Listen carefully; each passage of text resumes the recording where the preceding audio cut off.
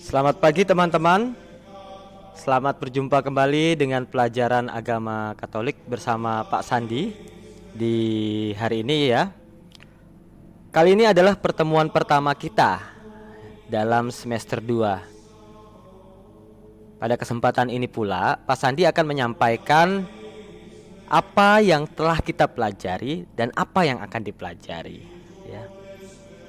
Namun sebelum itu teman-teman, Pak Sandi ingin sharing sebentar ya soal pengalaman Natal dan pengalaman Tahun Baru yang suasananya betul-betul berbeda dibandingkan dengan Natal-Natal atau Tahun Baru sebelumnya ya. Yang membuatnya berbeda adalah virus corona ini yang semakin dekat dengan kita teman-teman ya. Efeknya adalah kita tidak bisa pergi atau menikmati atau menyaksikan perayaan Natal, perayaan Tahun Baru seperti tahun-tahun sebelumnya. Ini sesuatu yang sungguh mencekam, sesuatu yang sungguh memprihatinkan buat masyarakat dunia sebenarnya, bukan hanya Indonesia. Nah, terkait dengan pengalaman Natal dan Tahun Baru dalam situasi seperti ini, Pak Sandi ingin menceritakan begini. Pada saat Natal kemarin, ya, Pak Sandi tidak bisa mengikuti perayaan Ekaristi secara langsung di gereja. Pak Sandi hanya bisa menikmati serta merayakan Natal secara online. Ini memang sesuatu yang sangat menyedihkan secara pribadi untuk Pak Sandi ya.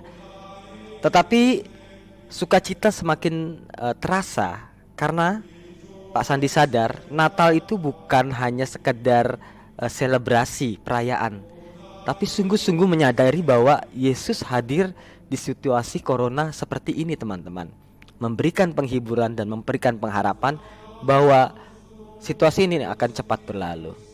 Itu doa Pak Sandi dan itu kesadaran Pak Sandi ketika menyambut Yesus hadir di muka bumi ini lewat peristiwa Natal kemarin.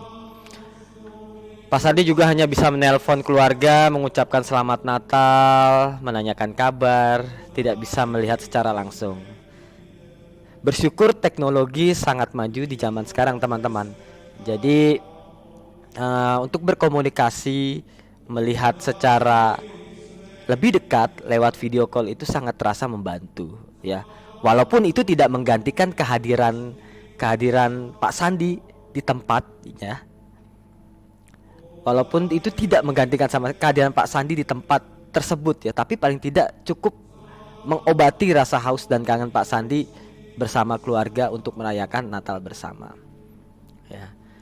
Mau gimana lagi teman-teman? Situasi seperti ini memang sulit untuk dihindari. Yang paling bisa kita lakukan adalah berdamai dengan situasi dan tetap melakukan hal-hal yang positif ya.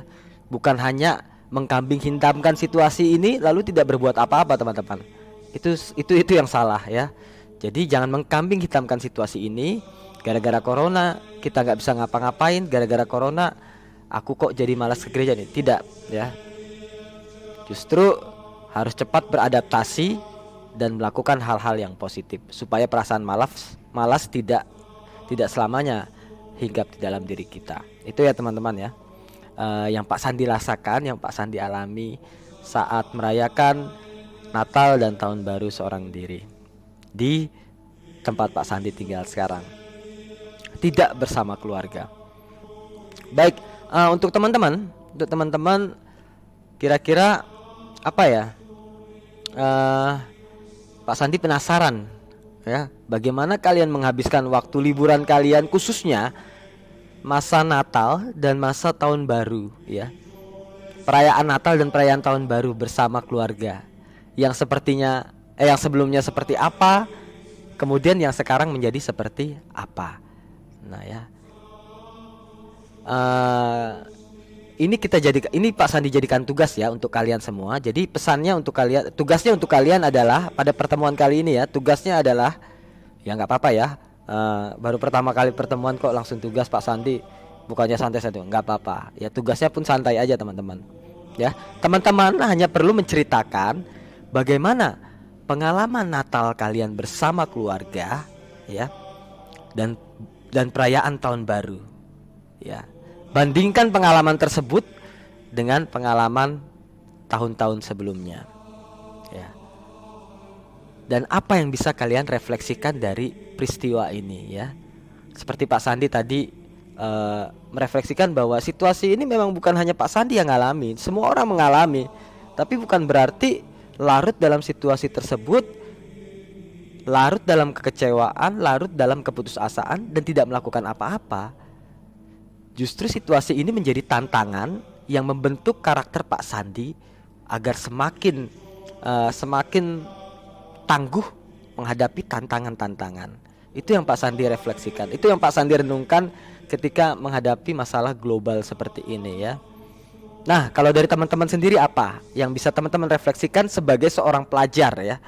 Sebagai seorang pelajar, dengan belajar online terus setiap hari, kemudian dengan misa online terus setiap minggu, ya kan? Apa yang teman-teman rasakan, apa yang teman-teman harapkan, dan apa yang teman-teman ingin sampaikan kepada Tuhan lewat pembelajaran kali ini, ya. Nah, silakan nanti teman-teman ceritakan pengalaman teman-teman, ya, pengalaman Natal bersama dan pengalaman tahun baru bersama keluarga tentunya, ya.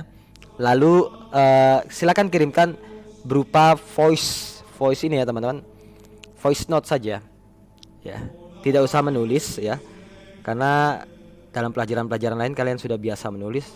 Tapi untuk kesempatan kali ini silakan kalian pakai voice noise.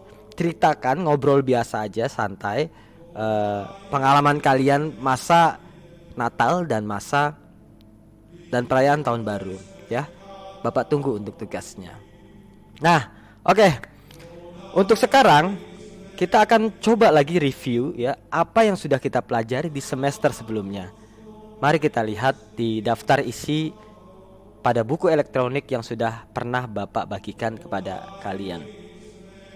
Nah, pertama-tama, ya, kita belajar tentang pribadi Yesus Kristus, ya. Atau di beberapa buku-buku bacaan lainnya, teman-teman, kalau kalian lihat ini yang dijadikan pertama, ya. Ini bab 1. Tapi Pak Sandi lebih senang ini dijadikan bab pertama sih. Nah, ini hanya masalah teknis saja, nggak terlalu penting, ya teman-teman. Tapi kita ikuti saja alur buku yang ada di sini. Nah, kita sudah belajar tentang siapa itu Yesus Kristus, ya. Dia adalah pemenuhan janji Allah, dan dia adalah 100% Allah dan 100% manusia, ya. Mengapa pemikiran bahwa dia itu adalah pemenuhan janji Allah dan 100% Allah dan 100% manusia itu sudah kita bahas panjang lebar pada pembelajaran semester sebelumnya, ya. Kemudian kita juga melihat ngapain Yesus ke dunia ini, ya. Ngapain Yesus ke dunia ini? Nah, itu dijawab dalam bab 2, yaitu Yesus ke dunia ini untuk mewartakan kerajaan Allah. Ya, kita melihat pokok pewartaan Yesus itu apa? Kerajaan Allah, ya. Kerajaan Allah sebagai pokok pewartaan Yesus. Kemudian kita juga melihat bahwa ternyata Yesus mewartakan kerajaan Allah, teman-teman, melalui perumpamaan, ya. Perumpamaan itu perbandingan, ya, supaya lebih mudah dimengerti oleh orang-orang yang ingin menangkap pesan Yesus sendiri, ya. Nah, kira-kira seperti itu. Ada perumpamaan tentang ilalang, tentang gandum, yang kita juga sempat bahas. Kalau mungkin di Indonesia Yesus lahir, mungkin perumpamaannya akan gudeg, akan pakai batik, akan pakai padi, kurang lebih seperti itu, ya. Tapi karena Yesus di Timur Tengah, tentunya benda-benda atau kebiasaan-kebiasaan Timur Tengah lah yang dipakai untuk perumpamaan agar lebih dimengerti oleh para pendengarnya. Intinya apa yang diwartakan oleh Yesus? Kerajaan Allah. Kita udah lihat kerajaan Allah itu, ya teman-teman. Kerajaan Allah itu dengan kerajaan surga apa? Kita udah lihat semester sebelumnya, ya. Moga-moga masih ingat, ya teman-teman, ya.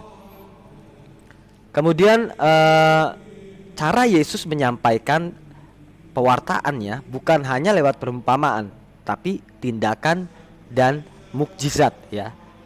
Mukjizat adalah tanda kehadiran Allah lewat suatu peristiwa penting ya.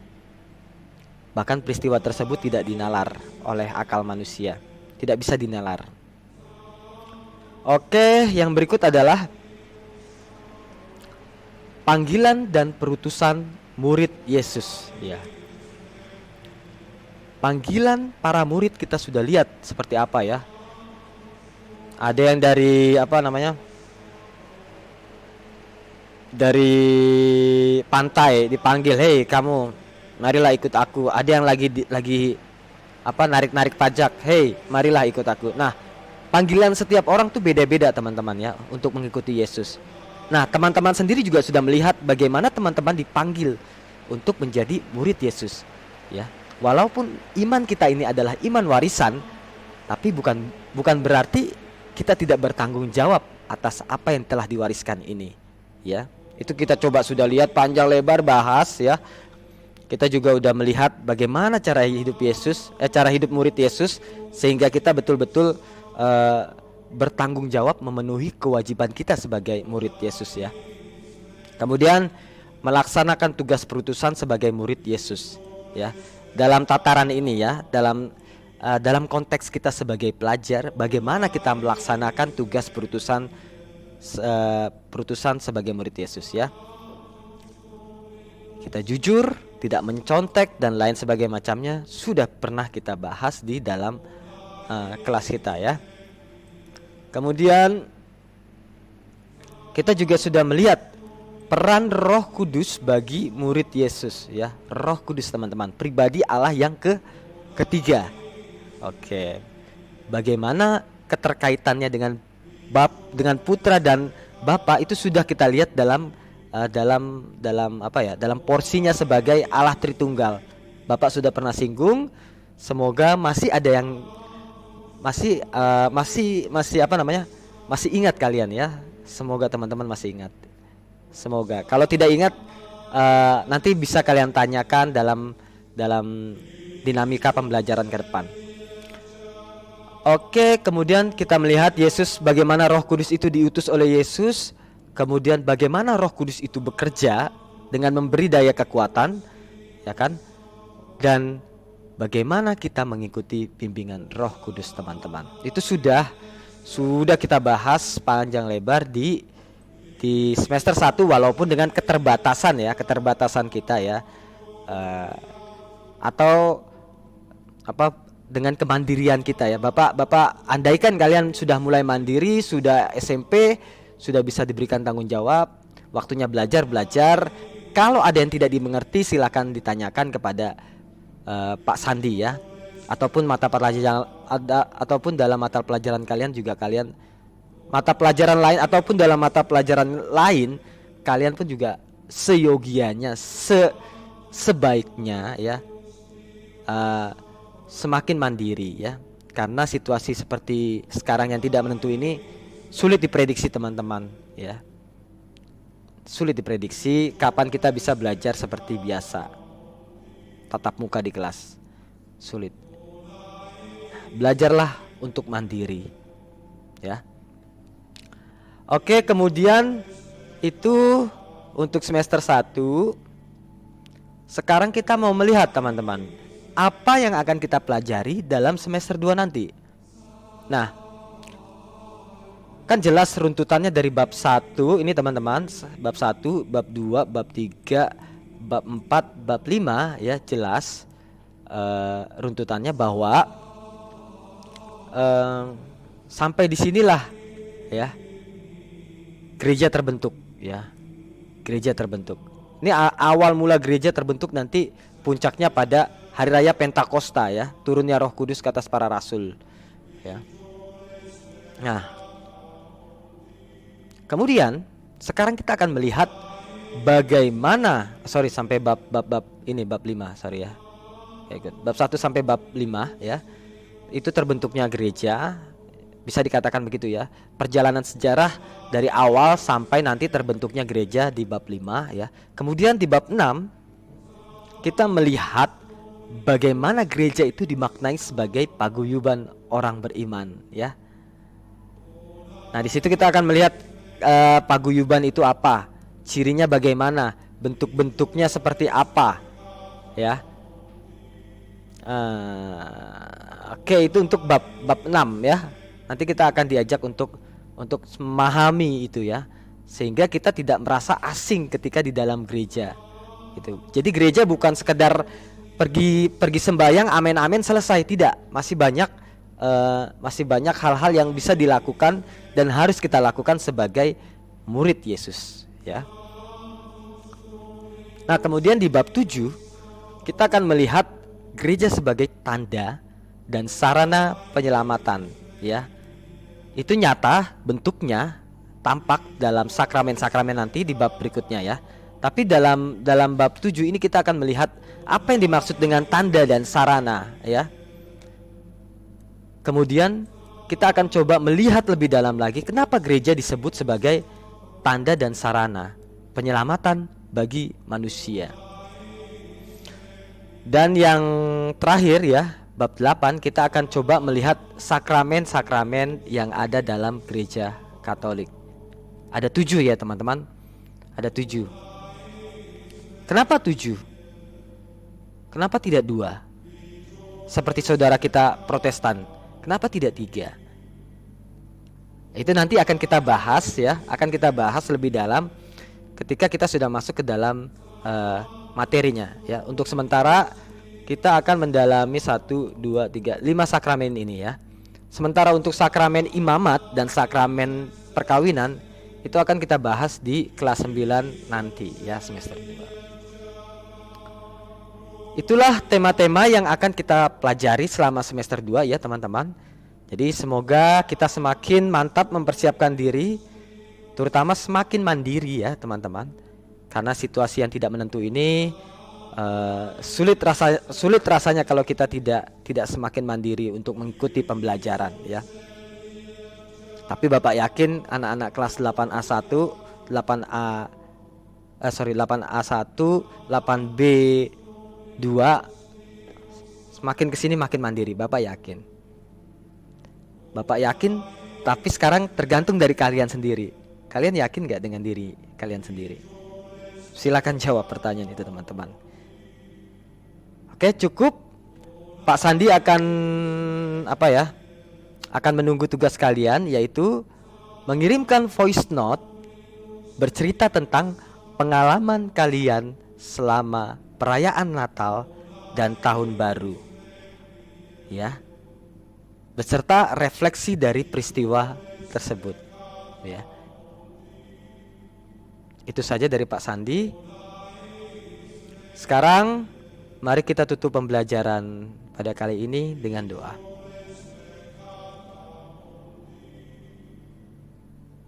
Dalam nama Bapa, Putra, dan Roh Kudus. Allah yang Maha Kuasa, kami bersyukur karena Engkau boleh mendampingi kami selalu dalam masa Corona ini.